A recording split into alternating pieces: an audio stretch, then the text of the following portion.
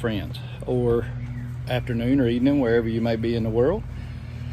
Out here in the boat shed again. Got a new addition to my kayak and boat setup, and I'll get you turned around here and show you what it is.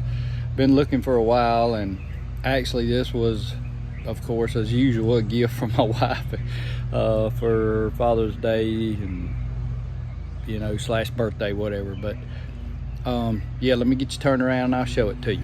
All right, guys, this is the Hankai 4 horsepower 4-stroke outboard motor. It's a Chinese made motor. It's actually a clone of the Honda GXV50, and this is of about as much use as that is. If you get one of these, my recommendation is going to be to download the GXV50 manual if you want to do things right. And when you get this thing out of the box, I've seen a lot of people on YouTube, they just put engine oil in it because it's a 4-stroke. It does use engine oil just like a lawnmower engine. They throw gas in it, they crank it up, put it on their boat, gone. This thing ships dry. In other words, there's no engine oil in the engine. And down here where the prop is, you see these 2 little cap screws. There is no oil in this lower unit, and you will burn it up. This needs, I bought, hang on, I'll show you, but it needs oil in there before you run it. And it does not tell you that in the manual. And this is what I got to put in it. It's Marine lower unit gear lube. It's 80W90, and it's made for boat motors lower end units, as you know, duh. But anyway, and the manual does tell you to use 10W30 for my climate. So I'm a castor oil fan, so I got castor oil SAE 10W30. This is just good oil in my opinion. But yeah, I'm gonna get a tripod set up and I'm gonna kind of walk you through the setup. This is actually not a bad little engine. This handle, it does not have a gearbox, so you don't shift gears. This handle actually flips all the way over. That's forward, and then you can flip it around, turn the engine, and that's your reverse. It has a stop when you flip it over and forward, and you can see the handles over here and the propeller's facing that way. That would be forward, and then to reverse you would just flip it like that, and that's your reverse. This is a very simple engine. It's not water cooled, it's air cooled, just like a lawnmower. The reason I wanted this particular engine and not a 2-stroke is because of the sound. This thing is so much quieter than a 2-stroke. A 2-stroke is like a chainsaw, and if you can see on my boat right here, this is the boat I'm gonna put it on. It's my big boat, but my seat is right here. The engine mounts right here, so I didn't want a chainsaw running in my ear.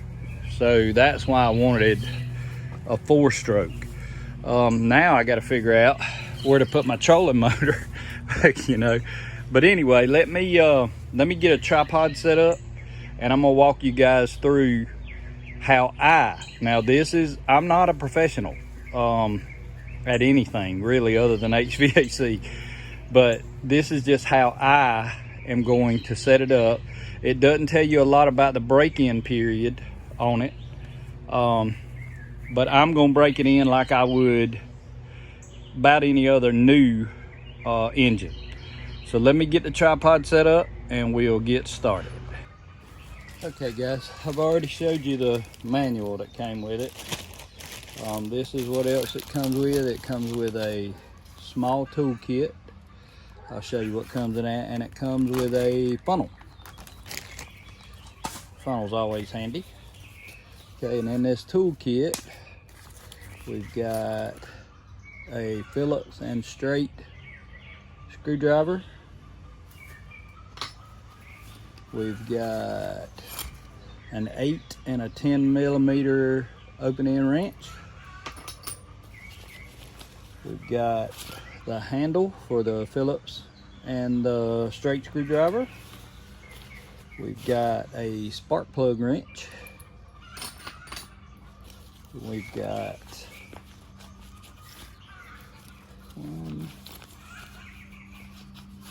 two Allen keys, and that's your toolkit. Now, I don't know if this toolkit is everything you need for this engine. I haven't really checked it out. Oh, and I forgot, in the bottom, these didn't come in this bag. It actually came loose, but you have 3 shear pins and a cotter key for the propeller. All right, and that's everything that's in there. I'm gonna put those back before I lose them. All right.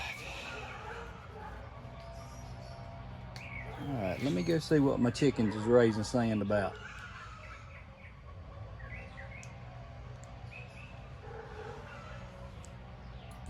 All right, one thing I noticed that they didn't put in that toolkit that would have been useful is a pair of pliers, but it is what it is. I think my wife said she got this particular one on sale for $150, I think, which is not bad, you know. I mean, it probably ain't the greatest engine in the world. I'm already not expecting that, but at the same time, that's not too bad. And be careful, this thing is sharp. But yeah, I'm just pulling this pin out, or I'm attempting to pull this pin out. Oh, there it went. I'll find that later. But you just pull that pin out and pop the prop off. There's your prop. It is plastic there, but it's metal there. I don't know how that's gonna work. I'll probably look for an aftermarket one. And I don't know if you guys can see that, but this is your shear pin that I showed you that they sent extras. But your shear pin goes in your shaft. But yeah, all right, now we'll get our tools that they sent us, and this should be the Allen key for these screws, and it is. There's one loose, and it would be another recommendation of mine to go through and check all the bolts over the, you know, the whole of the engine, just to be sure that everything's good and snug. But we'll remove these and be careful not to lose your washers, which most of you already know that. I don't have to tell you, but you know. Okay. All right. And there's those two out. We'll get our pliers. There should be a little recess somewhere. Okay, maybe not on this one. So I'm just gonna turn it like that. Let's see if I can wiggle it loose. Oh yeah, there we go. All right, and as you can see, no oil. And if you were to run this thing without oil in here, that's bad juju. And there's also a little bit of crud in there that I'm going to try to remove before I put the oil in it. But you can see there's an O-ring seal, And that thing fits tight because when they pushed it in there, it looks like it boogered it up a little bit. Yep. I'm just gonna pull those loose pieces off. I'm gonna put some grease around this, that brass bushing in there. I'm gonna grease it. I'm gonna grease this rubber seal. I'm probably gonna grease everything. But anyway, that's what that looks like. Showed you what this, I'm gonna grease that shaft as well. A little bit of play, not much. This engine is clutch driven. I'll show you once I get the engine back upright. It's got a centrifugal clutch in the bottom end there that drives it. And there's a fancy screwdriver. Let's see if I can use it to get that piece of crud out there. All right, I think that's just a piece of that O-ring where they pushed it in, it tightened it. All right, that looks like I got everything out. Now I'm just gonna test the tightness of this pinion bolt, which, yeah, the 8 fits it. Let's see if I can find something to fit through there to hold that shaft. Will that fit? Nope. Don't shock me now. Hang on a second, guys. If this one will fit.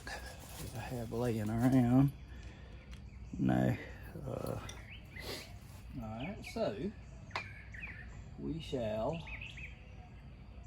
put the shear pin back in, because I'm not going to horse on it. I just want something to hold it a little bit while I just check. Oh yeah, that's pliers. I'm not going to try to mar the shaft. I'm just going to use that shear pin and try to make sure that's good and snug, and it is. All right, promising. Okay, now what we want to do is get a tube of our oil.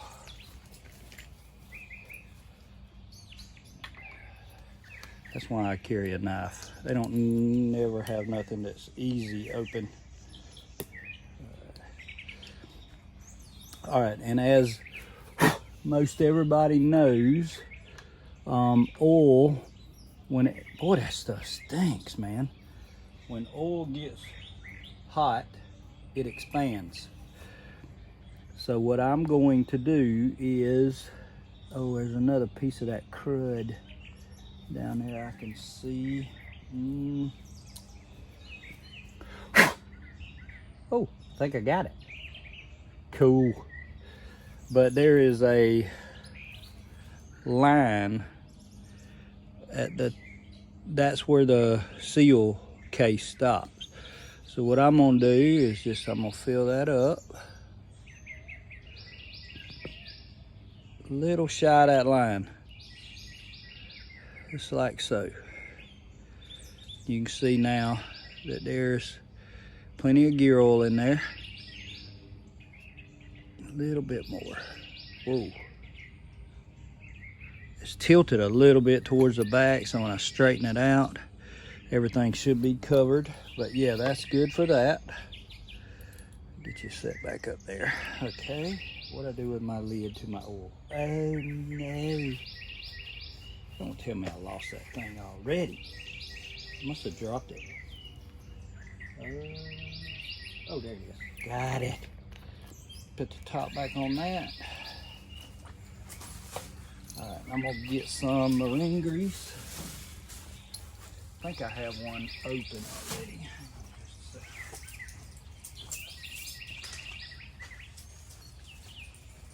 All right, I do. Marine grease. You can see marine grease is usually green. So I'm gonna take, just get a little on my finger. I'm gonna put a little on this shaft. There was a little bit of rust on that shaft from, I don't know if it was from shipping or where they tested it or what, but I'm gonna put a little on there, like so. Then I'm gonna take this and I'm gonna take a little bit of that and I'm gonna go around this O-ring.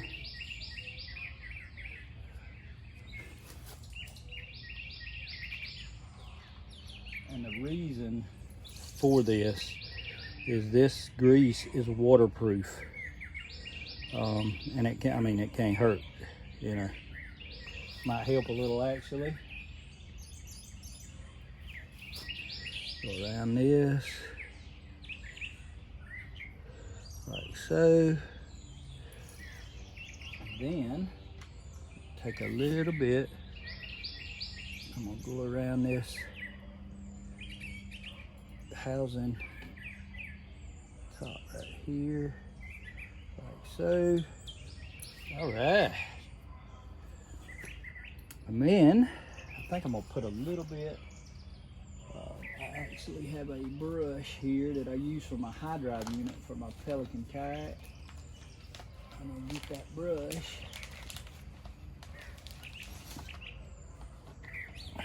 Just an old paintbrush. I'm gonna get a little bit of that grease. And I'm gonna put a little bit on that brass bushing right there. Like so. And then I'm actually gonna get a little more. And I'm gonna brush this rubber seal. Right there like that. Inside of it. There we go. All right. Things is looking up. Okay. Back on there. Slide it down. And I don't think this will go. Oh, there it went easy too. I don't think this will go on right, but one way you can tell the way it fits.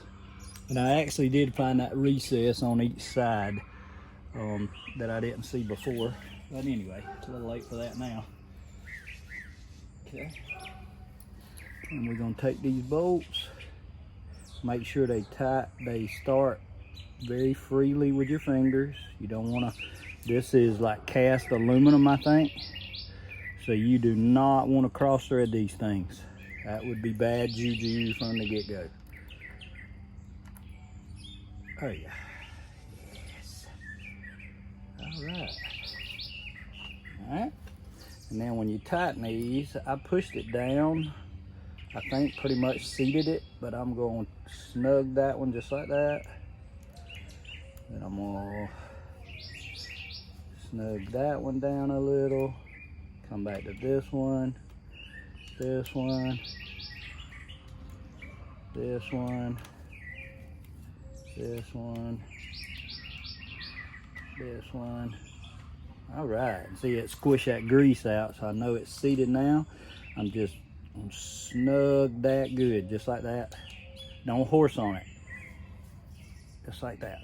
All right, and then I'm gonna get the excess and put it right back on my shaft, on the propeller shaft, and that'll keep it from rusting and probably help the prop slide down on there a little easier. And then you want to take your shear pin, put it back through, halfway through, like so. The grease made it stick to my finger. All right. And then we're gonna take the prop, kind of line that groove there up with your shear pin.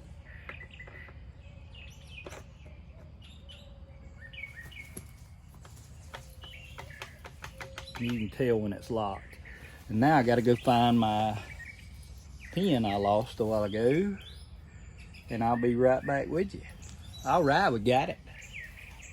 All right, there's your pin. Make sure you straighten it out. And we're gonna try. Put that back through there. Easy, easy, breezy, beautiful. All right. Just like so. And take and bend him. So you guys can see that.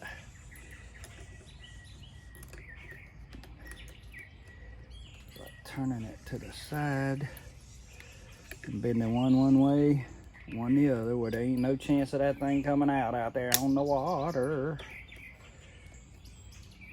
And I'll probably get some, these are my fishing pliers, I'll probably get some better pliers and bend that out almost flat with the prop. Okay, but that's got the lower end. Fairly simple. And yeah, now it's got some oil, and I'm gonna turn it a little bit and get the oil worked in the gears. And I'll probably, after a couple of hours of run time, I'll probably take this off and actually change that oil and see if there's any like little metal shavings or anything in there. Probably not necessary, but I'm gonna do it anyway. So let me get this flipped back down, and we'll see if we can't get the oil in it, because I'm gonna take the plug out and make sure that any oil they left in there from the factory, I drain out. Okay guys, remember when I told you that I didn't know if the tools that they sent were all the ones you needed?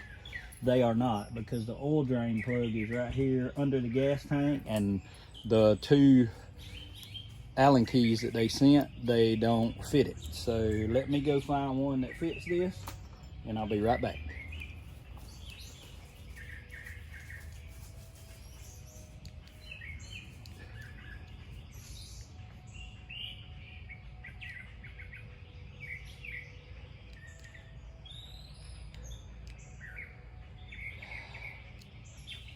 All right, so what I'm gonna do is, instead of being out there and getting stuck without what I need, is I got a little set of metric wrenches on just an old keychain thing, and a set of metric Allen keys. So this is from 1.5 to 10 millimeter. So I'm gonna put this as a tool kit with the spark plug wrench for this motor. All right, so let's see if I got one right here that will fit, and it is a 6 millimeter. So we do have one now. All right, let's see if we can't get that plug out. Let me find something to drain that in. I'll be right back. All right, if I can get Mr. Dozer to move, there we go. I'm gonna take this. Oh yeah, it's fairly loose. Get this jug ready. I really don't want to drop that in the bottom of there either. Let's see if I can. There we go. All right, well, nothing so far. Let's see. Can't tilt it that way. Yeah, I'm gonna have to pick it up and turn it upside down over, or turn it up. If I had it turned, if I didn't have it on a sawhorse, I could just tilt it. But the sawhorse isn't the way. All right, let's pick him up. And this one's light too. It's real light. All right.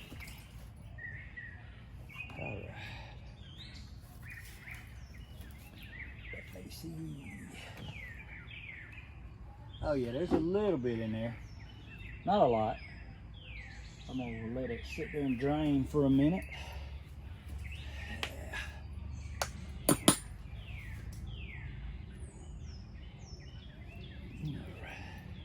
Yeah, let me, this is gonna take a second, so let me get back with you guys as soon as it finishes. All right, I don't know if you guys, let me get you turned a little more. But there wasn't but just the tiniest amount left in it. And then you just put your plug back in the hole. Make sure again that when you start these bolts, sure you take your time and make sure they start with your finger. Uh-oh, not like that. Don't do what I do. Sure ain't no crap left on that. But yeah, just make sure they start really easy with your fingers like that. You don't want to cross thread anything on this cast aluminum block or the, and when you tighten it, just snug it. Just snug it like that. Don't horse on it. Because if you horse on it, bad things could happen.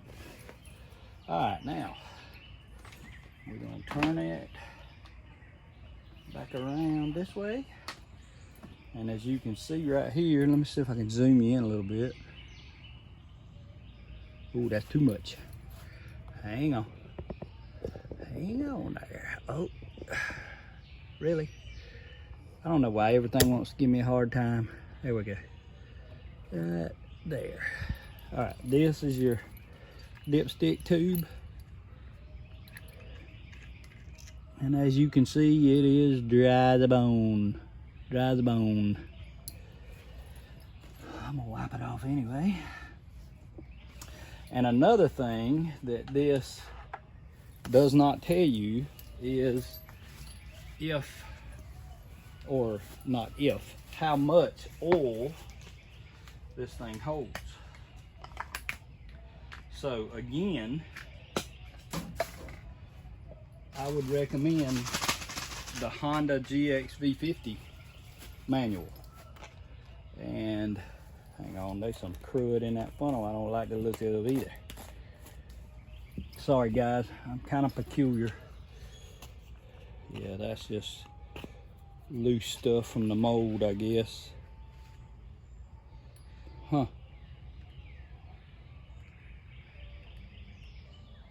All right, let me figure this out and I'll get back with you again. All right. What I'm gonna do, let me see if you can see that. Yeah. I'm gonna take and I'm gonna cut those little pieces. That's just stuff left from the mold, I guess. You know, what can you expect for 150 bucks, right? But I'm gonna make sure none of that will come off. There we go. And go in the engine. There's nothing in there. Okay. All right. Now let me find that manual on my phone and we'll see what it says. Okay. Believe it or not, the Honda manual don't tell you how much oil to put in it either. So what we're gonna do is we're gonna wing it. I'm going to pour in some. I'm gonna do probably, let's do not quite a half a quart. All right, let's let that run down for a second. And another, the Honda GXV50 manual says when you check the oil to remove the dipstick, wipe it clean.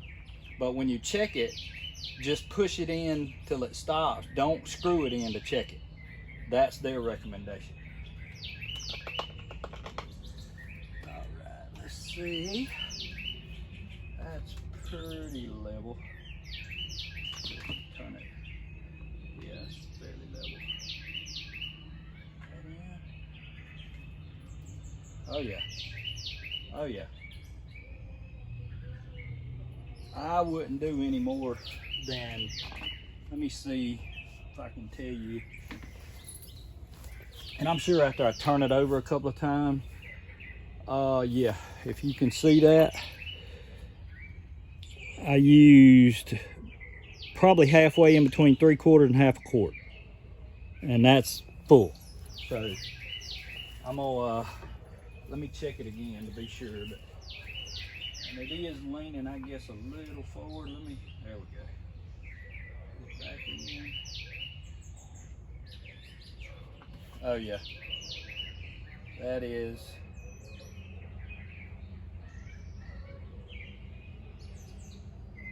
yeah.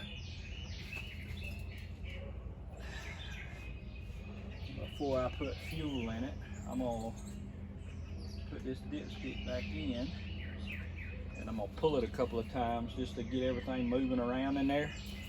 And let me do this, okay. All right, I'm just gonna pull it real easy.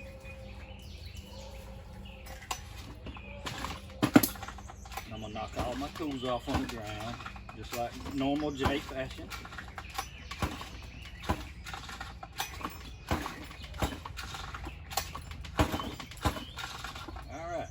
Moved it around. I'm gonna give it a second, and then I'm gonna check it again just to see, because I don't want to steer you guys wrong. And like I said, this is my way of doing it now. I am not a professional.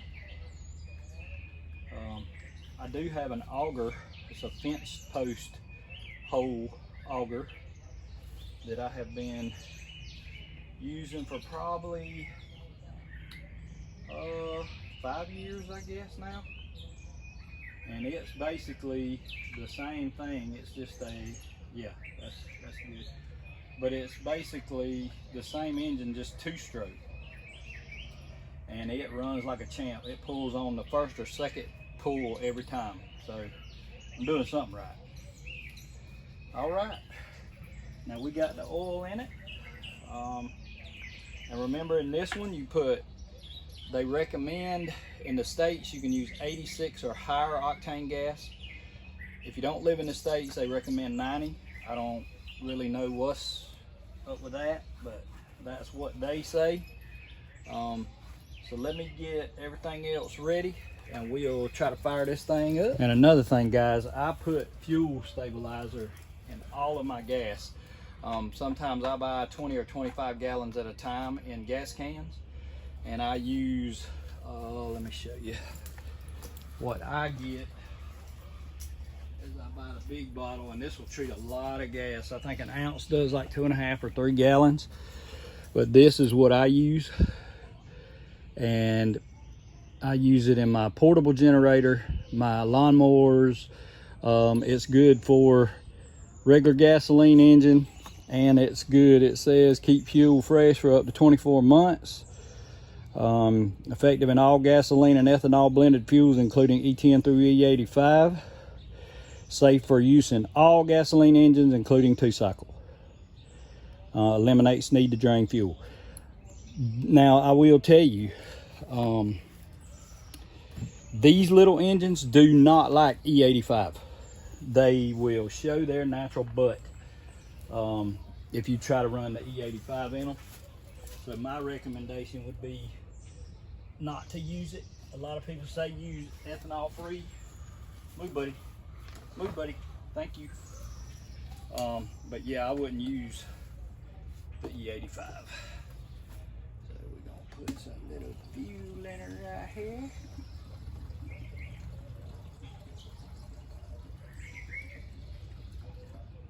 That'll do her. Man, that thing don't hold much. Let me see if it says, it's a nice little gas cap. Let me see if it says in this book how much it holds. It hadn't said anything about the oil, so I don't know if it will or not.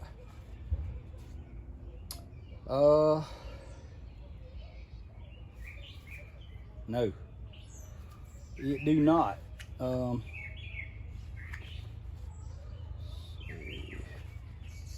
Yeah, like I said, this thing, I mean, it tells you a few things.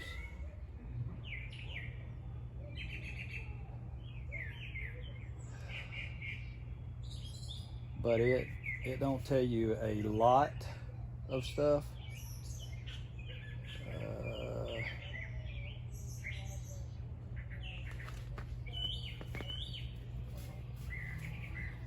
No, it doesn't really tell you how much it holds. I'll see if I can't measure it and figure it out in a little while. All right, so I guess, you know what, I'm gonna check a few more bolts and stuff and make sure they're tight, and then we'll get back when we start it.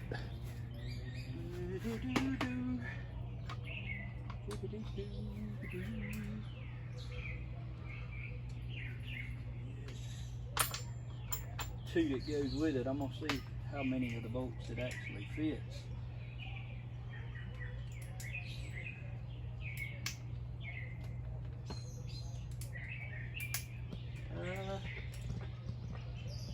No, it's not. That one was a little loose, but I don't think it was anything to be concerned with.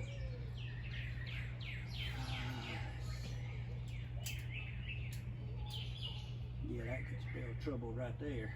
If one of them was, the bit happened to be loose. That one was a little loose. That one was a little loose.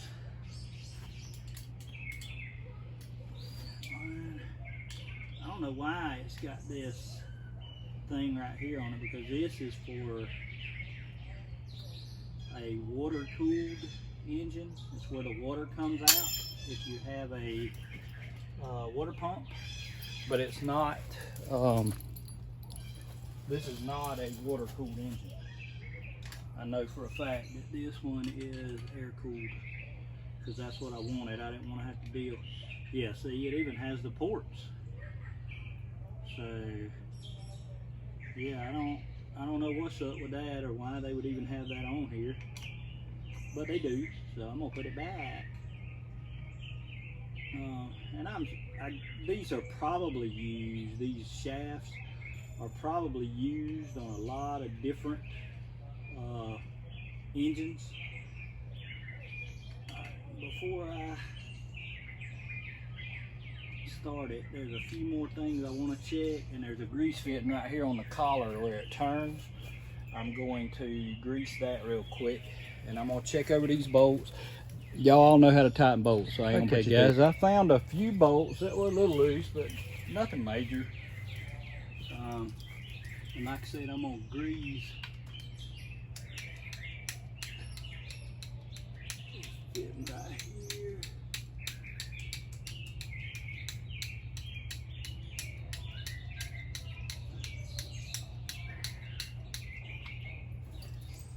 Let's see, I don't think my grease gun is functioning properly this morning, or something's happening. Let's see, I got this screw tight. Let me loosen that.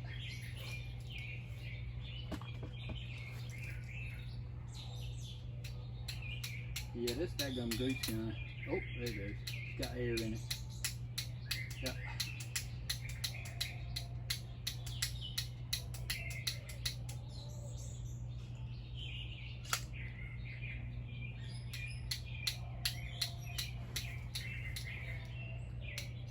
Another, in my opinion, thing. If you buy a grease gun, don't get one of these mini ones. This thing has been a pain in my pooper.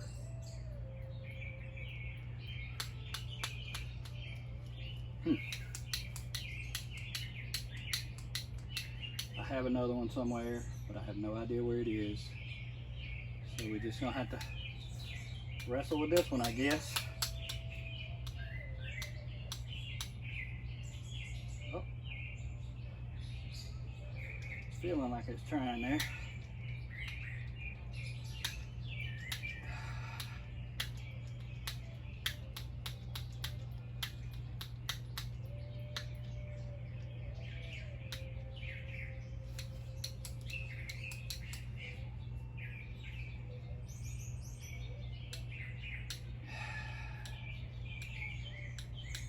Okay, well apparently I'm gonna have to grease this later, so we'll carry on with other things, and then we'll grease that after a while. All right, so now what we do is I'm going to use this fancy spark plug wrench. Oh my goodness. Holy cow, man. Why would they have tightened that so friggin' tight? Look at that. Look at that. That bent the daggum, well, that's probably the cheapest screwdriver under the sun. Let me see. Holy cow, man, that's too tight. You don't tighten those that tight. Wow. Jeez Louise, man. Huh.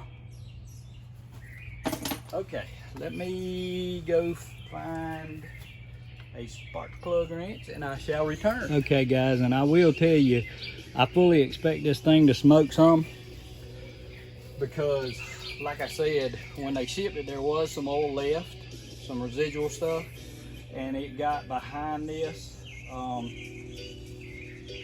plastic muffler cover.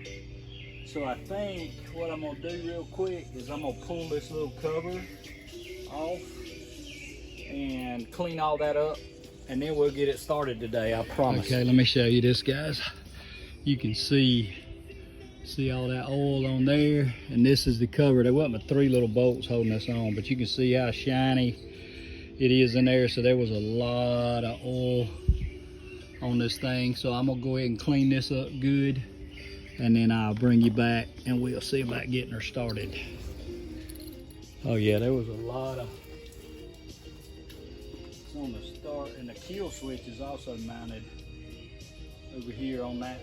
It uses one of the bolts for that bracket. This is your little kill switch. I think I'm gonna see about moving that somewhere too, but yeah, there was a lot of oil all over that stuff. And I mean, I fully expected to still smoke a little bit, even if I clean all this off, because oil leaves residue. You know how oil is. Gotta tell you, but yeah, I mean, other than that, I mean, the little engine is it's a good-looking little engine, and like I said, it's basically just a GXV50 clone. Very, very similar to the Honda GXV50. There's a guy on YouTube, his channel is, and I hope I'm saying this right, it's G-U-R-R-A, Gura, maybe. I think he's, maybe he's in, you know, Germany or Switzerland or somewhere, I'm not real sure. But he's got some good videos on this engine as well if you want to check him out. He's actually the one that gave me the idea for the manual for the GXV50. I doubt he'll ever see this, but if you do, thanks, Gura. Yeah, thanks. And that holds, that one bottom bolt for the little cover holds that little heat shield as well. But yeah, I think I'm gonna extend that and put it on my handle. I think I actually have some of these little crimp-on fittings, and I would rather have it out here on the end of my handle than on the side of the engine. That's just preference for me. It's got edible gold leaf because, of course, a fancy Parmesan cheese, which wet and grows. Alright, well, I think I pretty much got all that off there. I'm going to get all of it out of here that I can. I mean, you know, this thing shipped, what, 5,000-6,000 miles or more, you know, so I'm not going to complain, you know. I mean, I worked at a Roby plant one time, and they do the same thing. They fill the engines up with oil, they test them, and then they suck out what oil that they can. But yeah, I'm just going to try to get all this out I can. And these little engines, you know, a lot of the people on YouTube complaining about them, they're trying to push these huge boats with them, and these are not made for that. These are actually considered trolling motors. They're meant to use on smaller boats to actually troll when you're fishing. They're not meant to be a runabout, you know, but if you take care of them, I believe that they'll be a good little engine. I'm going to try my best to take care of mine and break it in the best I can. I mean, I know it's not an expensive engine, but I like to take care of my stuff if at all possible. So I'm going to try my best to break it in right and to keep it running as long as I can. You know, I expect it to, it's not an Evinrude, it's not a Honda, it's not a Mercury, you know, so I don't expect it to perform like one. I mean, you can't. Not for what, 100, my wife said like 150 or 60 bucks. And that was with shipping. So, you know, I'm not gonna complain. And I'm gonna move that kill switch. So I'm not gonna put you through my thought process and all that kind of thing. But as soon as I figure out how I'm gonna do it, I will bring you back and show you in case you do get one of these and you're interested in moving it. Because myself, I would rather have it out on my handle, out there where the throttle is, and I had up here on the side of the engine right by the exhaust. Because, you know, the exhausts are hot. Or the gas coming out of them is too when you reach up there to kill it. But remember guys, don't horse on these bolts. Alright, let me figure out how I'm going to move that and I'll get back with you and let you see how I did that and then we'll start. Alright guys, I couldn't figure the thing out like I wanted to on the kill switch, so I just put it back where they had it mounted. I think it's got to be grounded to the block, so I'll look into that a little more later. So without further ado, let's see if we can't get her to start up. Alright, first thing we want to do, it says, is pump this little bulb 1, 2, 3, 4, 5, 6 times. Choke on. Give it just a little bit of throttle. A little bit. Not much. Alright, here we go. Fingers crossed. Holy crap! Oh, choke off. Alright. Pretty impressed with that. Not as loud as I thought. I'm not going to rev it up a lot because I want to break it in, but I'm going to rev it up just a little bit.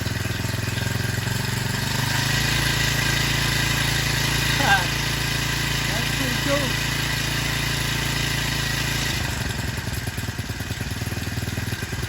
That's idle.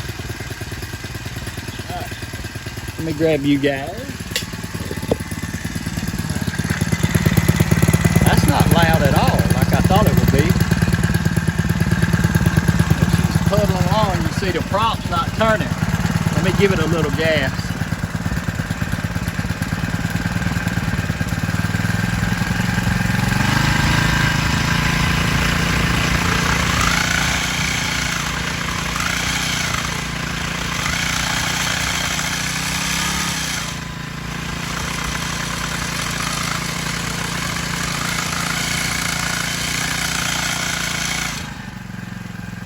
Very responsive.